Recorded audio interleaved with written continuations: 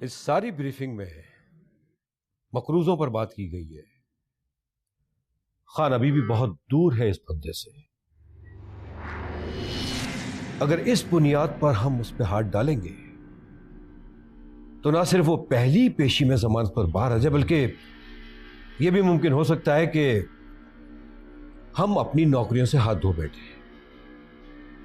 Due respect sir, आखिर कब तक हम नौकरियां करते रहें? कुछ और करना होगा, इस तरह नहीं। सर ये एक मुश्किल फैसला हो सकता है लेकिन नामुमकिन नहीं। प्लान बी मुमकिन है। मैं समझा नहीं सर। वो कहावत तो सुनी है ना, हींग लगे ना फिटकरी और रंग चोखा चढ़े। बर्तन को बाहर से नहीं अंदर से ज्यादा धोया जाता है, और अगर खान को धोना है तो अंदर से धो। उसके घर से सुना है उसकी फैमिली लाइफ बहुत डिस्टर्ब है। उसकी बेटी की मौत के बाद। जी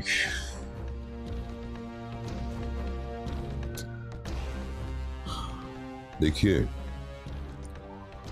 खान को कानूनी तौर पर नहीं बल्कि जज्बाती तौर पर काबू करना होगा, वरना उसके पास ऐसे ऐसे राज हैं कि आप लोगों की वर्दियां तो बात में, हमारी इज्जत पहले उतर जाएगी।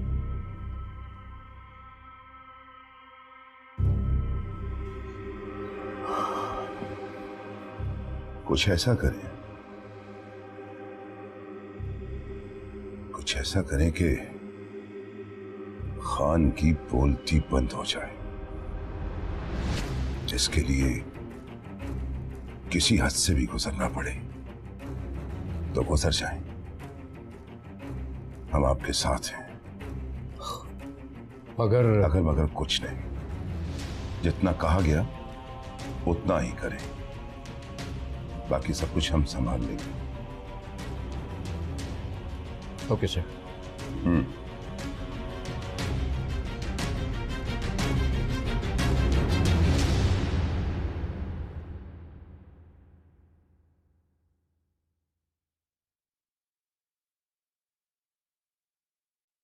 कैसा लगा तुम लोगों को घर? बहुत अच्छा है। पसंद आया ना? किसका घर है ये? वो है एक मेरे जानने वाले, बहुत पुराने, बहुत अच्छे। वो लोग बाहर रहते हैं। तुम लोग इस घर में बिल्कुल सेफ रहोगे। सेफ हो? हमें खतरा किससे था? हकदाद के बहुत से दुश्मन हैं। अच्छा, तो आप भी पापा की हिदायत पर अमल कर रही हैं। मैं नहीं रहूंगा यहाँ पे। अरे नहीं भाई, हकदाद तो मुझसे बात ही नहीं कर रहा। वो तो घर में होने वाली सारी तलखी का मुझे जिम्मेदार समझता है। अम्मी प्लीज रोएं तो मत ना।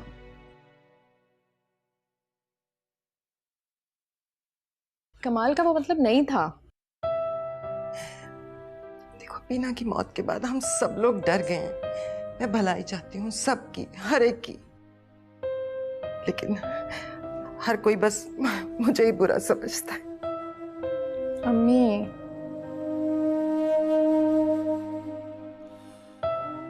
फूफो, आप प्लीज मत रोएं, मुझे अच्छा नहीं लग रहा आप रो रही हैं। प्लीज रोना बंद कर दें फूफो, प्लीज।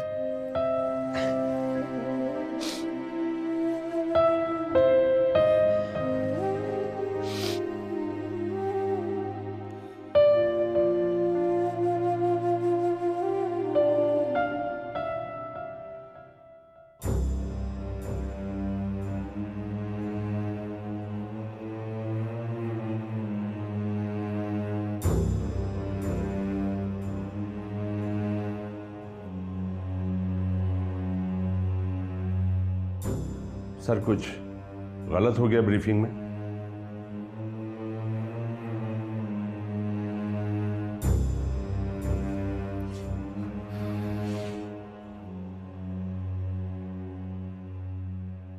ख्वाजा, तुम क्या सोच कर आए थे पुलिस में?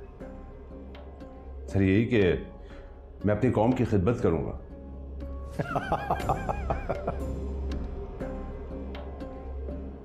कौम की खिदमत, हम कौम की खिदमत कर रहे हैं? नहीं ख्वाजा साहब, हम कौम की खिदमत नहीं कर रहे हैं। हम कौम के लीडरों की खिदमत कर रहे हैं, क्योंकि हम इस कौम के लीडरों के गुलाम हैं। उनके इशारों पर नाचती हुई कठपुतलियां हैं। यही हो रहा है यहां, और यही होता रहेगा इस मुल्क में। कमाल है यार, पहले ये लोग इफरीत बनाते हैं, उसे परवान चढ़ाते हैं, उसकी दहशत से फायदा उठाते हैं, और आखिर में हमसे एक्सपेक्ट करते हैं कि उनके किए हुए गंद को हम साफ करेंगे। ये काम करने के लिए आए हम पुलिस फोर्स में। इफरीत को काबू भी तो किया जा सकता है सर।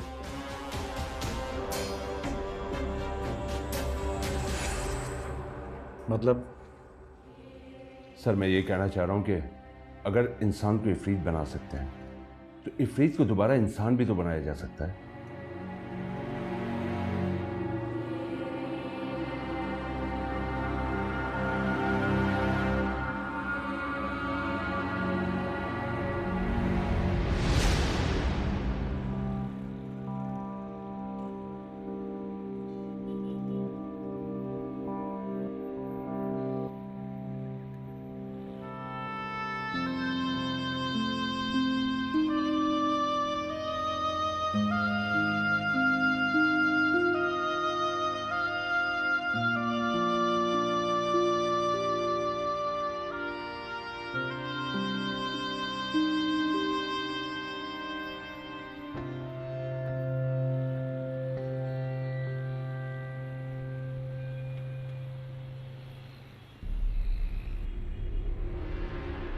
निगार के कत्ल की खबर मिल गई है। सरवत के ससुर ने मरवाया।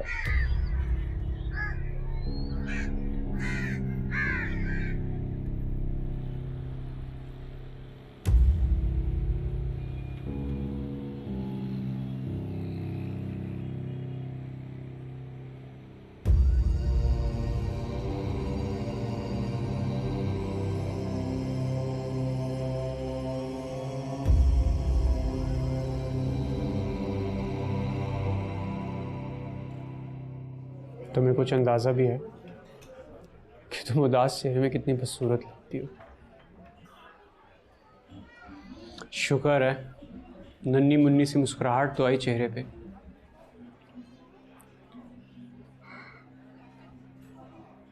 पता है कितना मुश्किल होता है किसी को हमेशा के लिए खो देना।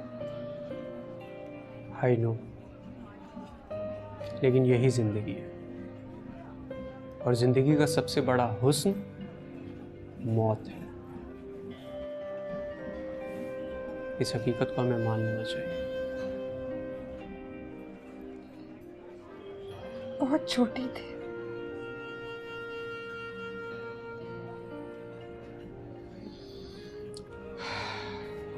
मैं समझ सकता हूँ, मगर हम कुछ नहीं कर सकते सवाए इसके कि उसकी यादों को अपने दिल में जिंदा रखें।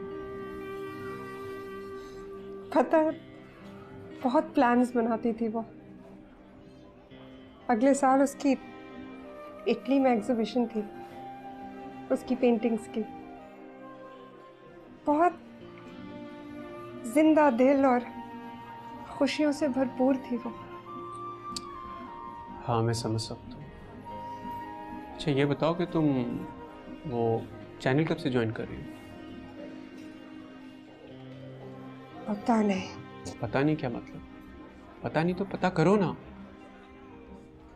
देखो जिंदगी में सदमे आते रहते हैं, मगर इसका मतलब ये नहीं कि इंसान जीना छोड़ दे या फिर अपने करियर को दांव पे लगा दे। इधर देखो मेरी तरफ।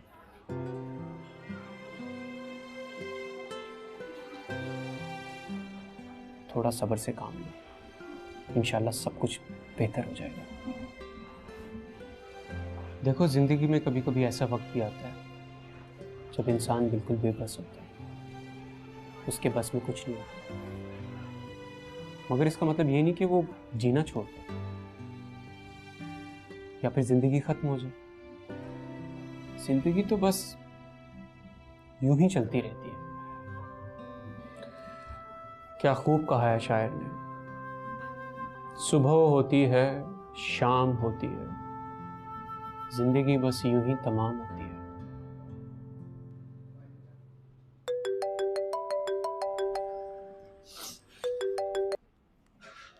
हेलो, कौन सी बात?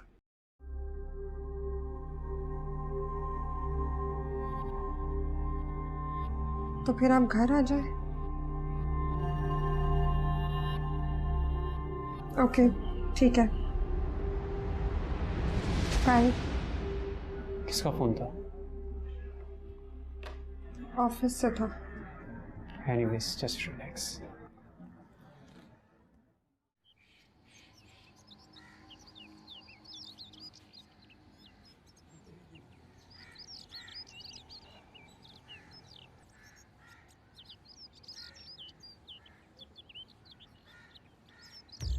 एक्सक्यूज मी बाबा, मम्मी लंदन जा रही है तो फिर आप उन्हें रोक क्यों नहीं रहे?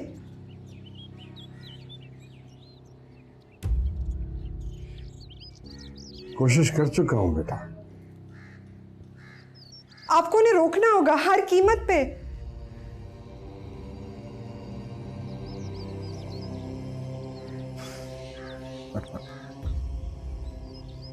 देखो, ये मेरा और तुम्हारी मम्मी का आपस का मामला है। I don't want anybody to interfere. आपको किसी की भी परवाह नहीं है ना? ना मम्मी की, ना मेरी, ना कमाल की, किसी की भी नहीं। आप जानते हैं कि मम्मी लंदन क्यों जा रही है? सरवत आंटी ने उन्हें कॉल करके कहा था कि आप उनसे शादी करना चाहते हैं।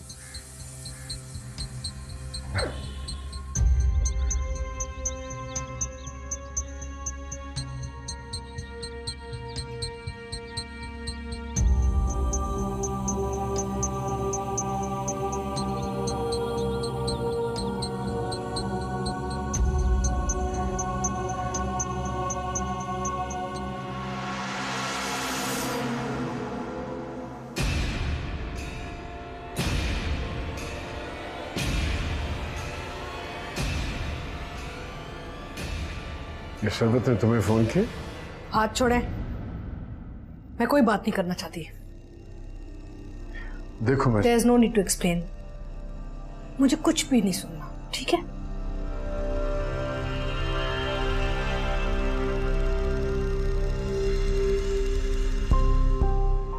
हाँ, लेकिन तुम्हें मेरी बात सुनना पड़ेगी।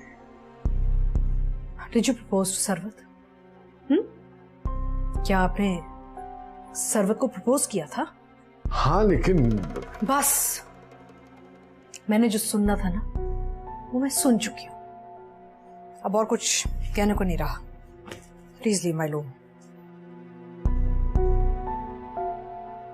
लेकिन शबाना प्लीज। मैंने कहा मैं और कुछ नहीं सुनना चाहती, जो सुनना था सुन चुकी हूं। अब मेरे कमरे से प्लीज तशरीफ ले जाएं आप। Please go, leave me alone. I don't want to hear anything.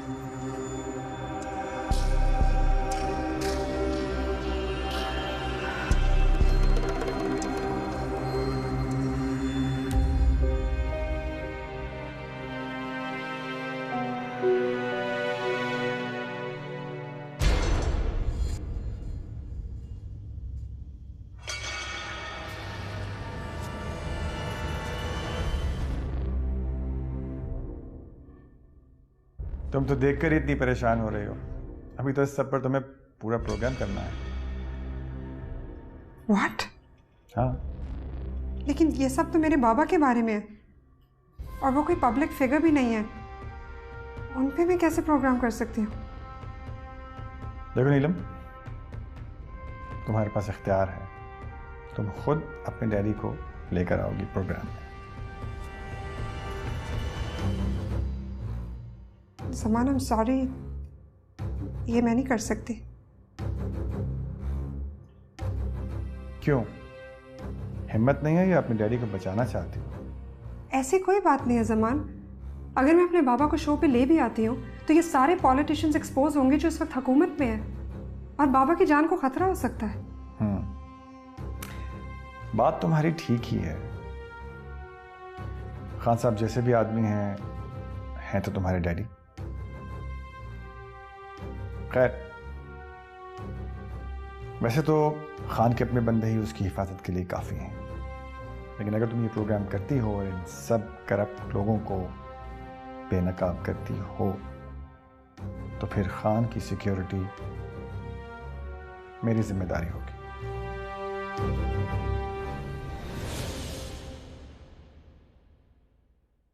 देखो नीलम, मुझ पर, तुम पर, हम सब पर इस मुल्क का कर्ज है, इस मुल्क के एहसानात हैं, लेकिन प्रॉब्लम यह है कि इन सब एहसानात के बदले में हम में से कोई एक भी ऐसा नहीं है जो बदले में कुछ देने को तैयार हो। किसी को तो खड़ा होना ही है, किसी को तो पहल करनी ही है, चाहे वो तुम हो, चाहे वो मैं। नीलम, किसी दूसरे के बारे में तो हम कहीं भी खड़े हो सकते हैं, कुछ भी बोल सकते हैं, इल्जाम लगा सकते हैं, और अक्सर वो इल्जाम सही भी साबित होते हैं, लेकिन अपनों के खिलाफ खड़े होना बहुत मुश्किल काम है। और मैं ये सबूत तुम्हारे पास इस यकीन के साथ लेकर आया हूं कि तुम खान के खिलाफ खड़ी हो सकती हो। हौसला है तुम में इसका। ये देखो, ये मिसिंग पर्सन्स की फाइल है, तुम खुद इनसे मिल चुकी हो। क्या तुम इन गरीब लोगों के लिए खड़ी नहीं होगी? किसी का बाप गायब है तो किसी का बेटा, किसी का शौहर बरसों से घर नहीं लौटा, कोई मिसिंग है तो किसी की लाश मिली है, और इस सब के पीछे खान है।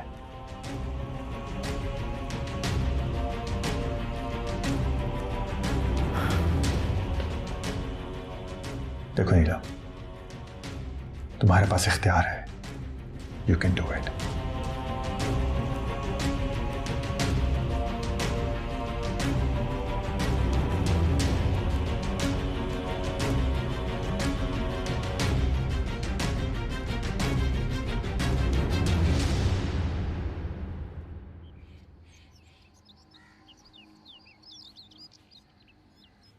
सरवत, सरवत जी। अब वो इलेक्शन की तारीख नहीं बढ़ रही, सेक्रेटरी से मेरी बात हुई है अभी, लिहाजा तुम इलेक्शन की तैयारियां शुरू कर दो, वक्त ज़ाया करने की ज़रूरत नहीं है। ठीक है। और कल से ही कॉर्नर मीटिंग शुरू कर दो हल्के में, और तमाम वर्कर्स को फ़ोन करके कहो कि शाम को घर आ जाए। दुरुस्त कर देती हूँ। ठीक है, मैं भी सेक्रेटरी को फ़ोन करके ना बता देता हूँ। और हाँ, मीडिया वालों को भी शाम को बुला लूँगा। मीडिया वालों को कॉर्नर मीटिंग में ना बुलाएं। नहीं नहीं, उनका बुलाना बहुत ज़रूरी है। ओके, ठीक है, कर देती हूँ। और हाँ, आइंदा मैं तुम्हारे साथ नहीं होगा, याकूब होगा। अब तमाम कॉर्नर मीटिंग्स और जलसे जुलूसों में वो ही तुम्हारे साथ रहेगा।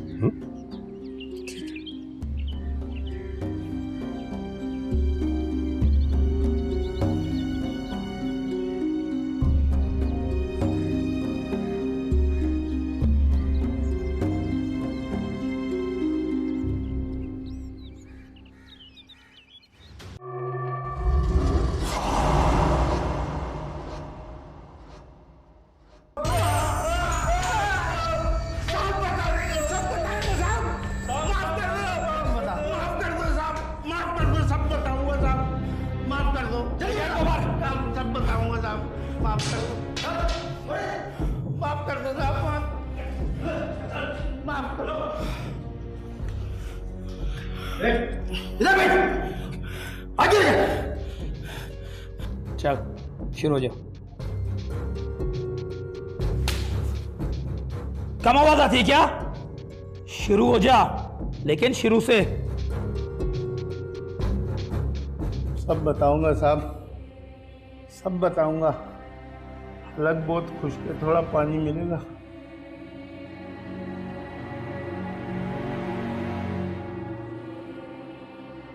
बोल ना बोल।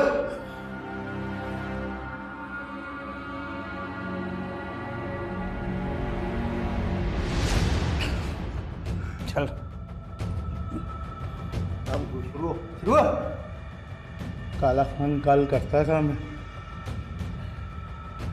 कब कहाँ किसको मारना है वो बताता था, हम मार देते थे साहब। कितने आदमी थे तुम लोग? मैं और मुनीर और कादिर। खाली काला के लिए काम करते थे या किसी और के लिए भी करते थे? नहीं साहब, काला के लिए ही काम करते थे। हाँ, एक बार किसी न किसी को भेजा था, वो मैंने अकेले किया था साहब। बहुत पैसे मिले थे साहब, अकेले किया था मैंने। क्या किया था बोल तो सही। साहब वादा माफ गवाह बना लो, सब बता दूंगा साहब, सब बता दूंगा, बताऊंगा साहब, सब बताऊंगा। ठीक है, किसको मारा था तूने? साहब टीवी पे आता था वो, जमील खान नाम था साहब उसका, जमील खान। एमपी जमील खान? हाँ साहब। एमपी जमील खान को मारा तूने? हाँ। किसके कहने पे मारा तूने उसको? सच सच बता, किसके कहने पे मारा? बोल। साहब उस भाई आया था, छोटा भाई, तायर नाम था उसका। 5 लाख रुपए दिए थे साहब। झूठ तो नहीं बोल रहा ना तू? नहीं साहब, झूठ नहीं बोल रहा साहब। लेके जा उसको, लेके जा उसको, लेके जा उसको।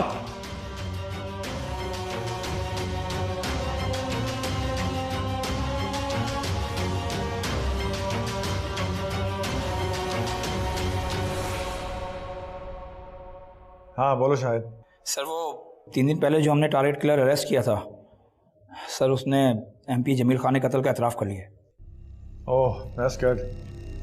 और क्या बताया उसने? सर उसका बयान है कि उसने जमील का कत्ल उसके छोटे भाई ताहिर के कहने पे किया है। व्हाट? अच्छा मैं खुद आ रहा हूँ वहाँ, उसका बयान मैं खुद लूँगा। Right sir.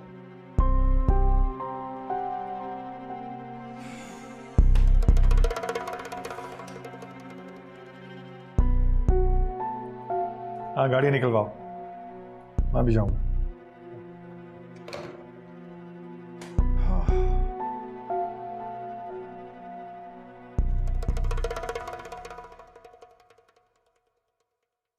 Neelam, what a pleasant surprise. कैसी हो? ठीक हूँ। ये किस चीज की फाइल है? है केस। तुम्हें देख के बहुत खुशी हुई। अगर एक आध दिन में नहीं आती ना तो मैं तुम्हें लेने आ जाता। कहाँ जा रही हो? घर जा रहे हैं। ओके। नीलम, कल मिलते हैं फिर। पता नहीं।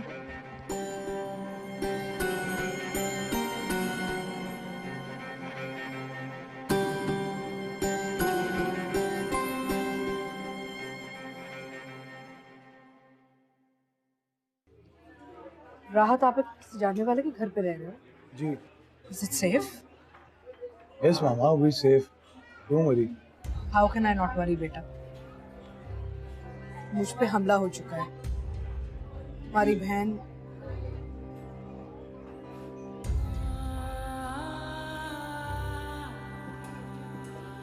आपकी फ्लाइट कब है? कब जा रही हैं? आज रात जा रहे हैं। एक बात बोलूं, तुम घर वापस आ जाओ।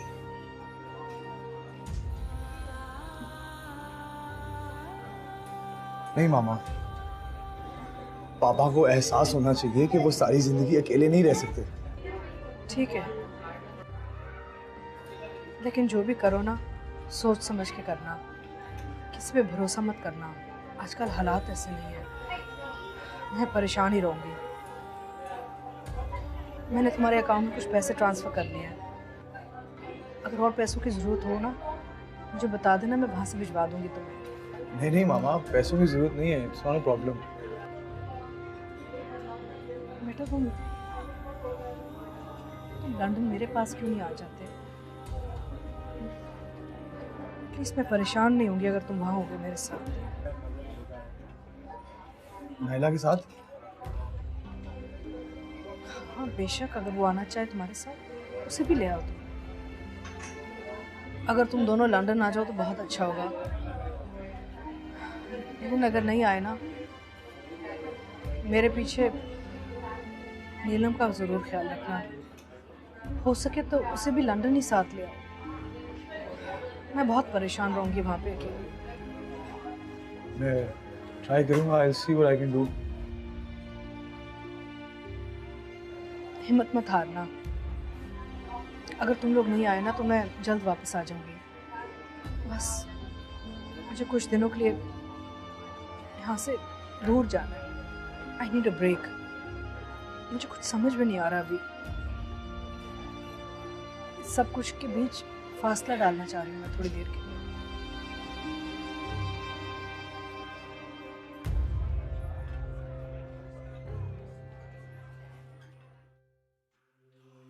डबल क्रॉस किया तुमने मुझे सफर, डबल क्रॉस किया।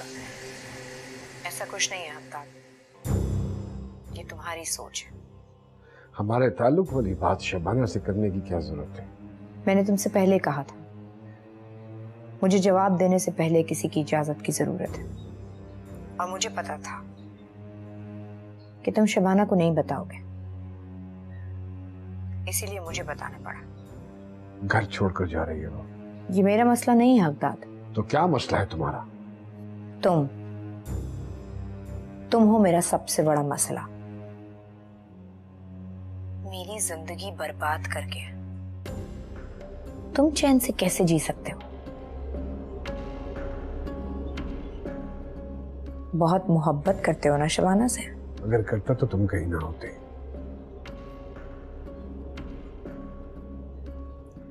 मैं हूं भी कहां अफ्ताब, बस परछाइयां सी हैं और कुछ नहीं। उलझा के रख दिया तुमने मुझे, बिल्कुल उलझा के रख दिया।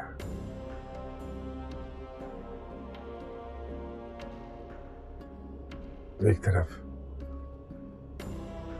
बीना की मौत ने हिला के रख दिया और दूसरी तरफ तुम। अब पता चला, जब कोई बहुत अपना एकदम से दूर हो जाए तो कैसा लगता है।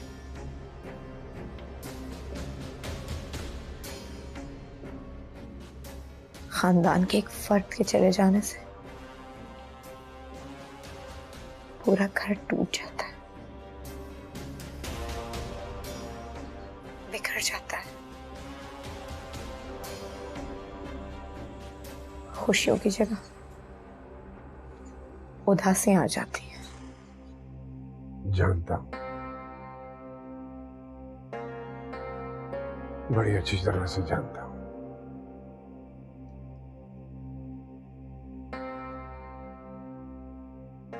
इसीलिए बिल्कुल अकेला हो गया। पर मैं तुम्हारा साथ देने के लिए तैयार हूं। शबाना जा रही है, मुझे और क्या चाहिए। मैं तुमसे शादी के लिए तैयार हूं।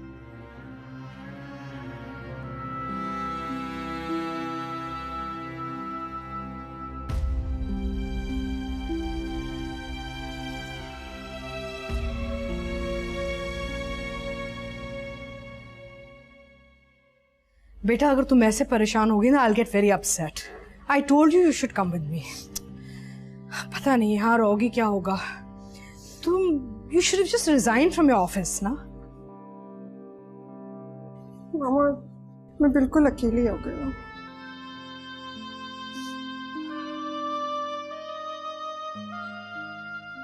तुम मेरे साथ चलती तो बेहतर होता। यहाँ पे रह के इस माहौल में और डिप्रेस्ड हो जाओगी। मैं यहाँ ठीक हूँ। जब आपको बहुत मिस करूंगी ना तो मैं लंदन आ जाऊंगी। अपना ख्याल रखना।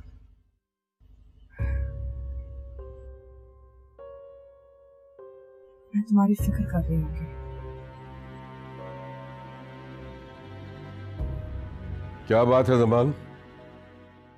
सर, ये जमील साहब के मर्डर केस की फाइनल रिपोर्ट है। कौन है जमील का कातिल?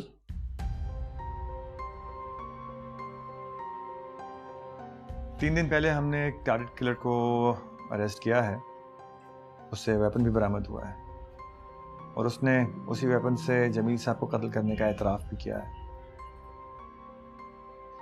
और क्या बताया है उसने? उस टारगेट किलर के कहने के मुताबिक उसने ताहिर के कहने पर जमील साहब का कत्ल किया है।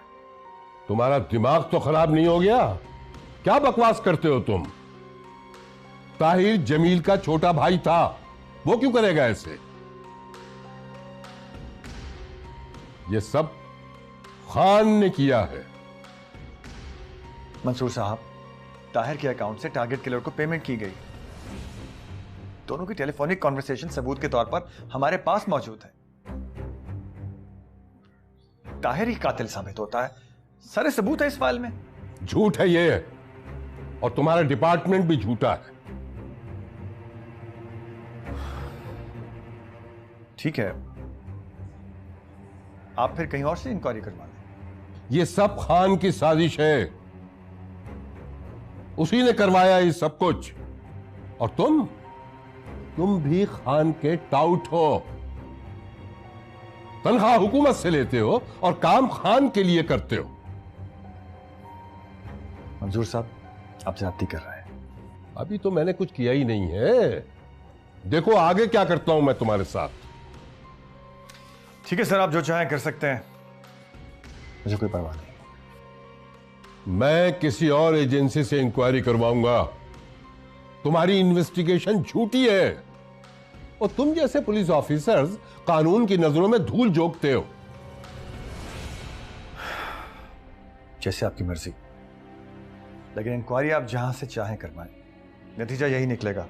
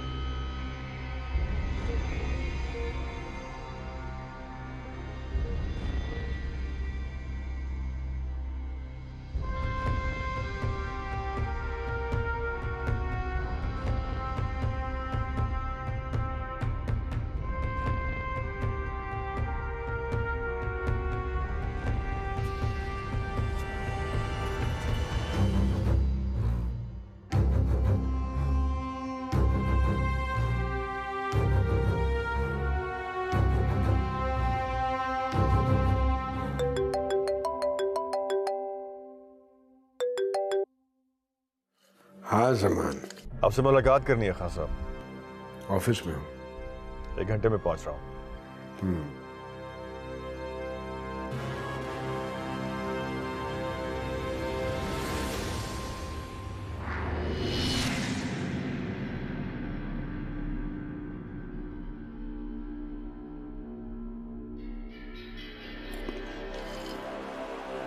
अब तुम्हें यकीन आ गया होगा कि जमील के कत्ल से हमारा कोई ताल्लुक नहीं है। सारे सबूत तुम्हारे पास हैं। तफ्तीश तुमने खुद की है। जी मुझे तो यकीन हो गया है, लेकिन जमील के वालिद मंसूर साहब का ये मानना है कि उसका कत्ल आपने करवाया है। मंसूर साहब, अरे उनके मानने या मानने से क्या फर्क पड़ता है। वैसे भी मंसूर साहब के साथ कुछ हिसाब किताब हैं हमारे जो अभी बेबाक करना बाकी है। हिसाब किताब? कैसा हिसाब किताब?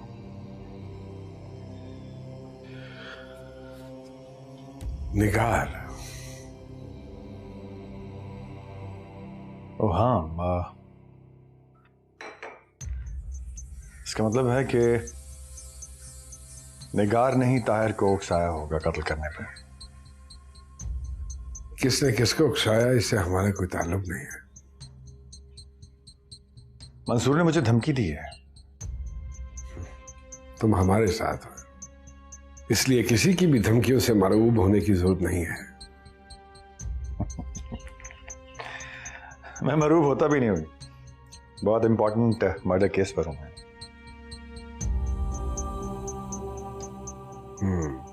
हाशमी साहब के कत्ल का केस मेरे लिए बहुत अहम है। उस हवाले से हमारी जरूरत पड़े तो हम हाजिर हैं। वैसे आपकी इत्तला के लिए अर्ज है कि आपका पुराना दुश्मन पाकिस्तान वापस आ चुका है, याकूब।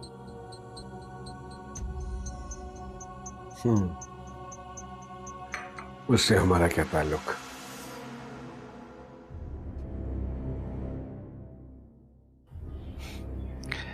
आप भूल रहे हैं कि आपके केस की एफआईआर मैं पढ़ चुका हूं।